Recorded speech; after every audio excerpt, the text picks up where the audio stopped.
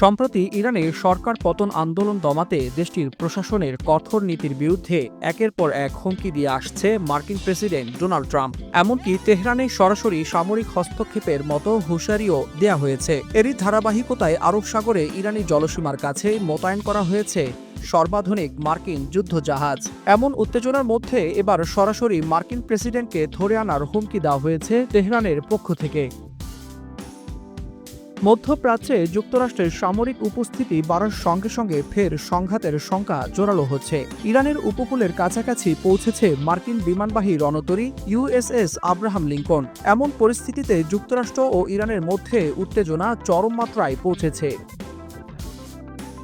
এই প্রেক্ষাপটেই কড়া ভাষায় কথা বলেছেন ইরানের জ্যেষ্ঠ কর্মকর্তা হাসান রহিমপুরি আজগাদি। তিনি বলেন, তেহরানের উচিত ডোনাল্ড ট্রাম্পকে বন্দী করা, যেমনটা যুক্তরাষ্ট্র ভেনেজুয়েলার প্রেসিডেন্ট নিকোলাস মাদুরোর ক্ষেত্রে করেছিল।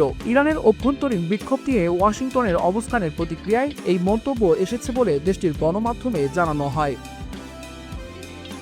এর আগে যুক্তরাষ্ট্র ও ইসরায়েলের যে কোনো সম্ভাব্য হামলার জবাবে কঠোর প্রতিশোধের হুঁশিয়ারি দেন ইরানের প্রতিরক্ষা মন্ত্রণালয়ের মুখপাত্র রেজা তালাইনি। তিনি বলেন, আগ্রাসন হলে আগের যে কোনো সময়ের চেয়ে বেশি যন্ত্রণাদায়ক ও চূড়ান্ত প্রতিক্রিয়ার মুখে পড়তে হবে যুক্তরাষ্ট্র ও ইসরায়েলকে। তার দাবি, গত বছর জুনের 12 দিনের যুদ্ধের তুলনায় এখন ইরানের সামরিক প্রস্তুতি আরও শক্তিশালী।